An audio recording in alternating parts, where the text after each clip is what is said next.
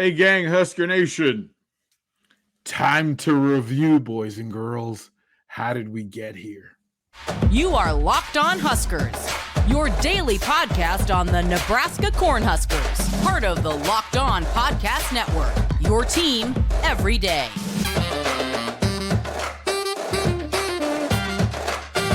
Hey, gang, Derrick Pearson here.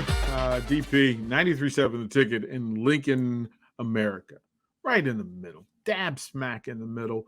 We thank you folks for making Locked On Huskers, Locked On Go Big Red, your first stop, watch, listen of the day each and every single day. We bring you this content, and we hope that you enjoy it. I want to thank the folks from BetOnline for allowing us to bring you this content, the most odds, the props, the good stuff. If you want engagement, case in point, on a week where the number one team in the country, Georgia, will go into an SEC championship game. They will be a 16.5-point favorite over LSU.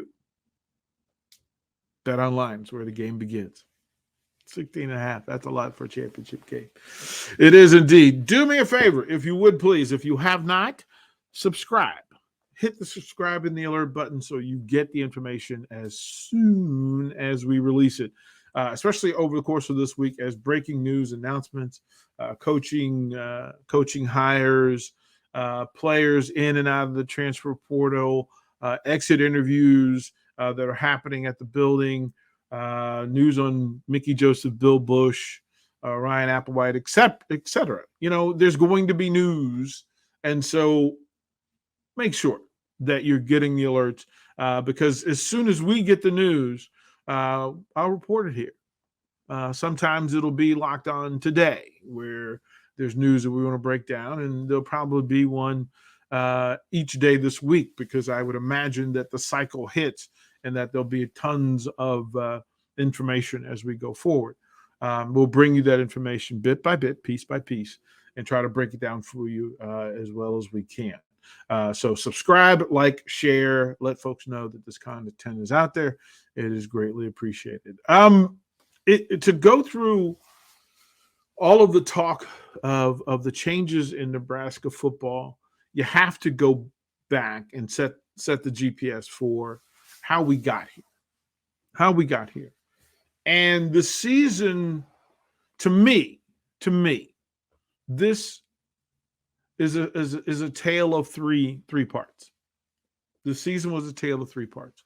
Expectation under Scott Frost, the old regime, right? The old regime and the players that were put in place, the coaches that are put in place, the recruiters who were put in place, folks who were making business decisions, NIL deals in play and trying to figure out how to get players to Lincoln, which players were brought in.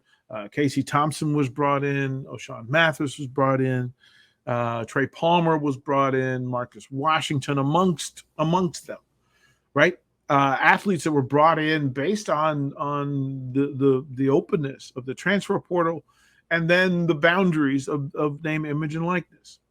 And under the Scott Frost leadership, those players were brought in. Coaches were brought in. Mickey Joseph was brought in. Applewhite was brought in.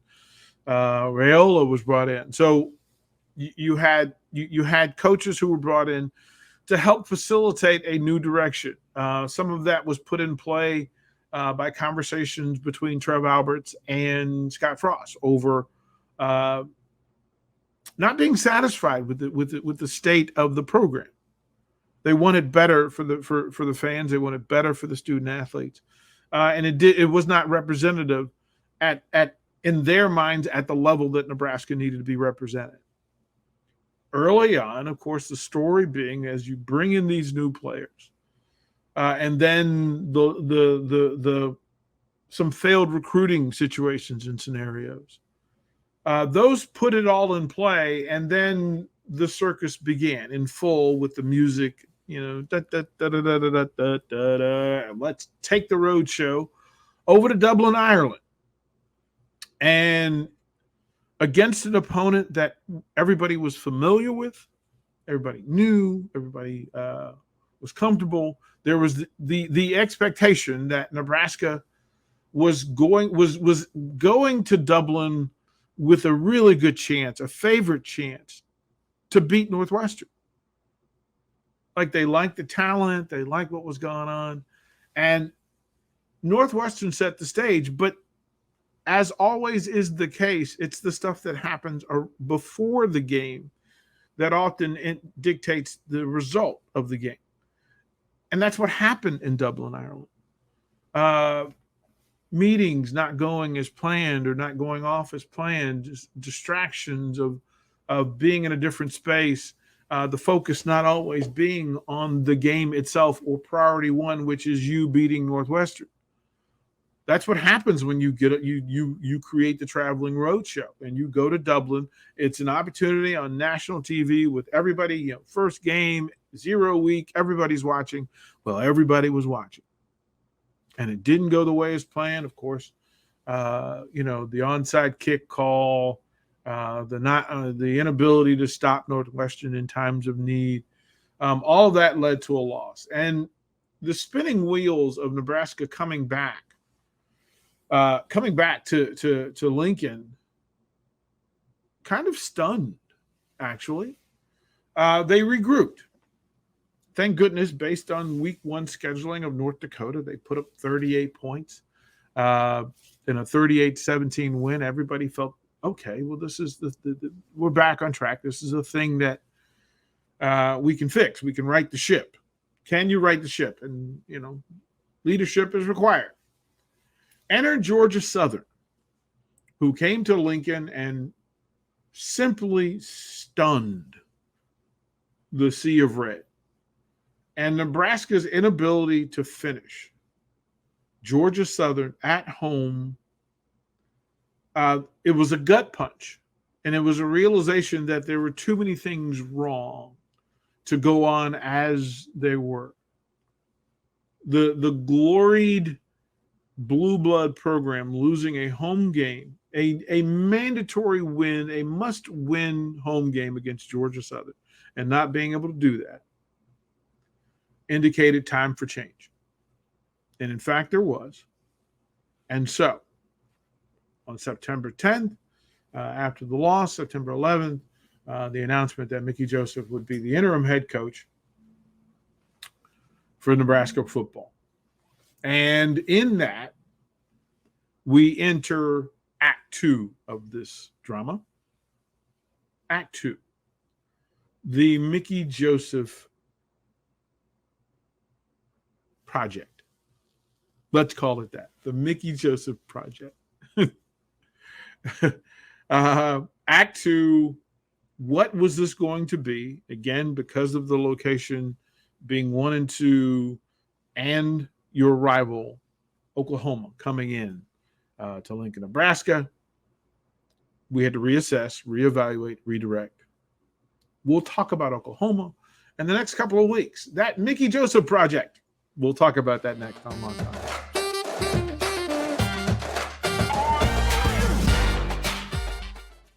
Again, welcome back to Locked On Huskers. And again, we thank the folks from BetOnline, where the game begins. TCU gives me hope for Nebraska because TCU is currently sitting in the top 4 in the college football bowl rankings and an undefeated season. And if it can happen in Fort Worth, Texas, it most certainly can happen in Lincoln, Nebraska, where it's already happened before. TCU, a 2.5-point favorite over Kansas State, and Nebraska fans will wrinkle their brows and their foreheads a bit at the mention of Kansas State playing in a championship game with an opportunity. Because family. Because of family. But there they are. There's a way. There's a way, boys and girls. Do me a favor. Lock in to Locked On Huskers. Subscribe. Like, share this content. It would be greatly appreciated. We're up over 800, so kudos to you all. Well done in a short stretch. The Oklahoma game was the introduction. There's always friction in a drama, and the friction was, in this case, provided by an Oklahoma team that had a lot. At the time, they were number 6 in the country, and they had a lot to prove. And they had a lot riding on the table. Well, they came in and played like it against a team that, quite frankly, didn't have its legs. It didn't know who it was. And Oklahoma trounced Nebraska 49-14 at home. You got homecoming week. You had a bye week where Mickey Joseph could kind of put pieces together and make changes. He made coaching changes along the way. Enter Bill Bush as a hero in this thing. They take on Indiana at home, and they put on, quite frankly, a pretty good performance. One that got folks hyped over the possibility and what was going on. The idea that, man, we can beat a Big Ten team. We could beat Georgia Southern at home, but we beat Indiana to improve the record to 2-3. And then an interesting Friday night in Piscataway, New Jersey, where in a brawl, in a game that just identified itself as New Jersey Friday Night Lights, a brawl. And Nebraska hung on and hung on and hung on, and then found a way to win the game late, 14-13 over Rutgers. That put the Huskers at 3-3. And folks could then kind of turn their eyes because this was the beginning of the gauntlet run. And in the Mickey Joseph Project era of space, missed opportunities are in full play. Winnable game against Purdue in West Lafayette. Huskers lose it 43-37. Stunned a little bit, bothered. But then here comes number 17, Illinois. And they played the game the way Nebraska hopes to play. Physical, run the ball, defensively in the right place at the right time. Inject some friction into this because an injury to Casey Thompson, injuries to Nick Heinrich, Teddy Prohaska affect Act 2. They affect the Mickey Joseph Project because they have to face PJ Fleck in Minnesota at home.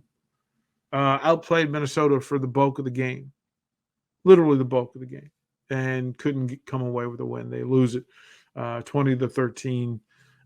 They then have to travel to Ann Arbor, Michigan, and face what we knew was an elite Michigan team. What we know now was a very elite Michigan team. And in the snow, just too much run game, too much good defense in the right place, disciplined deep defense. And then back home at Lincoln in the gauntlet, that is, and then you're facing Wisconsin, who are also in the middle of their own project, the Jim Leonard project. And so these two interim coaches go toe-to-toe, face-to-face, nose-to-nose. And Nebraska leads the game for 59 minutes and 25 seconds. But they can't finish. And there was a sullen feeling. There's a sinking kind of feeling that, missed opportunity. This missed opportunity is going to cost some folks. And it's going to change the program forever. It did. But not so fast. Because in the final game against Iowa, last Friday, interim coach Mickey Joseph rallied the troops, rallied the Huskers, got them to play the game of the year. And their ability to get out front, they got out front 24-0, and then they learned the thing that had been lost in them for a long part of the season, which was learning how to finish. And the thing about this was, finishing doesn't have to be pretty. It has to be effective. And Mickey Joseph got this Husker team to beat an Iowa team for the first time in 7 years on their own turf when Iowa was playing for the Big Ten West Championship. And to my knowledge, the result was that Iowa is no longer playing for the Big Ten Championship. Finished on that note. Time to celebrate? Or is it? It wasn't enough, apparently. Doing the thing that you said was important, which was finding a way to beat rival teams in rival games at home or on the road. The bridge between Georgia Southern, Northwestern Georgia Southern, and Iowa is the bridge between islands. The journey, the miles traveled, the friction required over that time, and somehow this group of young men rallied around the grown-ups that were in charge and did a thing that was indicative of what the program said it should be, which was able to beat an opponent, a successful, a powerful, known opponent on their turf when a game mattered late in the season. So at the end of Act 2, we applaud. We stand and we applaud because the act finishes on a high note, which is what we all say we want. We'll break here. When we come back, we'll talk about Act 3, which is the next thing. What's next for Nebraska football? What is the next thing? Where do we want it to go, and how will we get there? We'll talk about that on Locked On Huskers.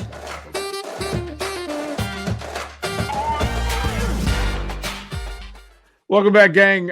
Final segment, and again, we thank the folks from BetOnline for allowing us to bring this stuff to you. USC, a 1-point favorite over Utah in the Pac-12, and we don't know what's next for the Pac-12.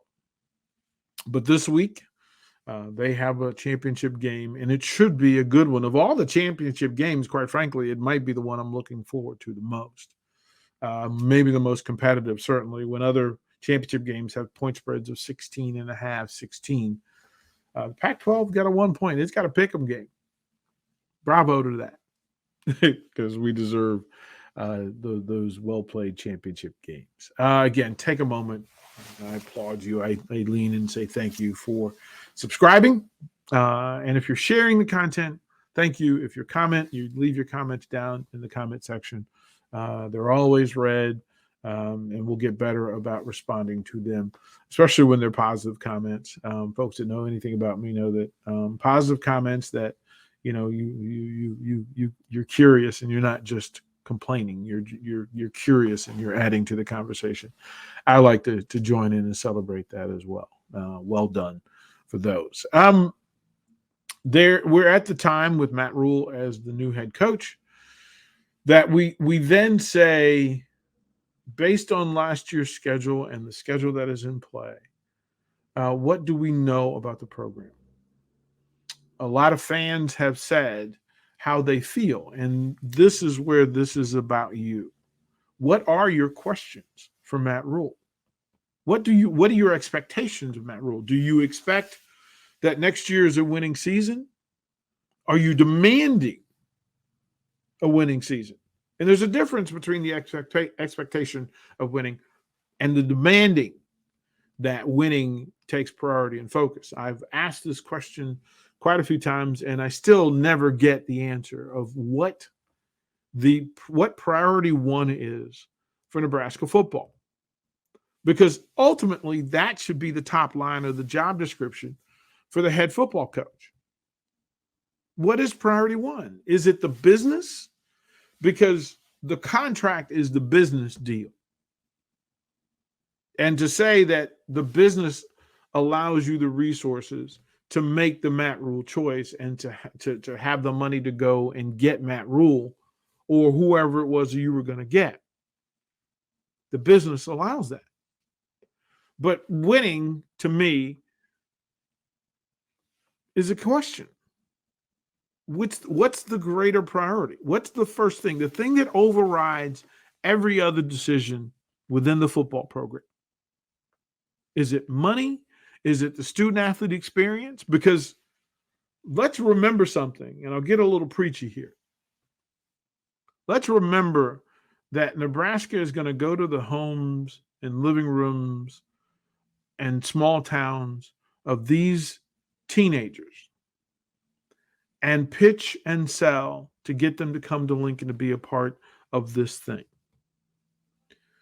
when they sit in the living room with mom and dad or grandmom or Uncle Steve, who formerly played and has some insight and intel, what are you telling them is the focus and you're offering for your child, for their child? Because that probably should be priority one.